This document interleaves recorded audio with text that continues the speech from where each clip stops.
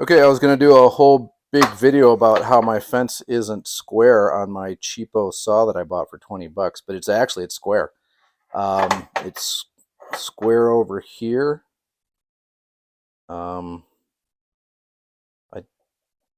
rocking, but I mean not enough to correct it.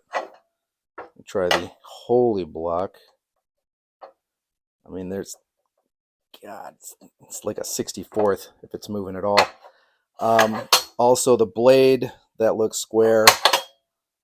That looks square. If you use the longer edge to reference this part of the fence, run up to the blade, that looks square.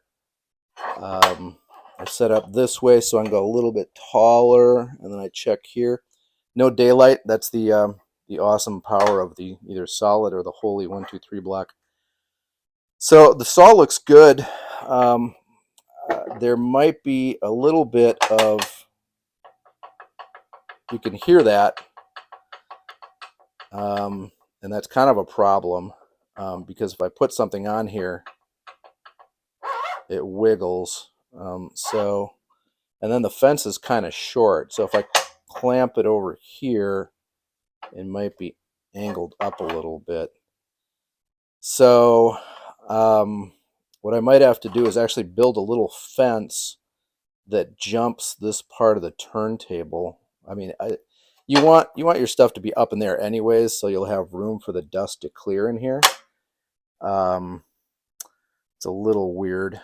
What I might do is build a fence that does this essentially, and so it gives me a consistent area all the way across to cut with, and then it's locked in using the screw hole back here and screw hole back here. You can see one of them here. So I guess the 1-2-3 blocks, at least they're going to keep me from spending a bunch of time unscrewing these screws back here, these bolts. And then what I was going to do is maybe put some aluminum foil in here to shim it forward. But I think the culprit is actually the fact that the table isn't that flat. So I guess I could take some sandpaper. I could actually, that'd be a good use of these. I could bolt a couple of these together and then drag some sandpaper back and forth until I've eliminated that discrepancy. Or I could take the turntable off, see if it's dirty or loose, and then clean it and see if it flattens out a little bit, if there's stuff in there that's built up. And if that doesn't work, then I'll come at this with some sandpaper. You can hear that click. And that will flatten out this table. Otherwise, like I said, I could do something to attach, and then an MDF or something with maybe a notch out, because it seems to be just this edge. Because that's all square. So yeah, there's not much wiggle. And once it's against the fence, it doesn't move too much. So yeah, maybe build some kind of something to hold my work pieces, to hold for them to ride on, to avoid the lumpiness, and then something to attach to the fence.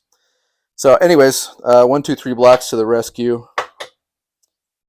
I now have a case designed for accuracy and some miscellaneous stuff. So I've got some more 1-2-3 blocks in case I have to do a long fence. Like I said, to do a hyper accurate sanding block, I can bolt them together. I have the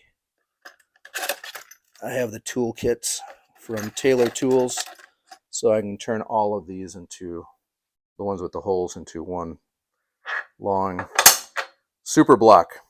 So super cool tools. I'm glad I don't have to put a bunch of work into the miter saw. So hope this helps somebody in case you're looking for a quick and easy way to check for true. These are good to like a 10,000th of an inch, and you can buy them in pairs, and they're not very expensive, like less than 20 bucks for just the blocks, and then somewhere in there, and then the hardware kit to attach the holy ones, that's like $15.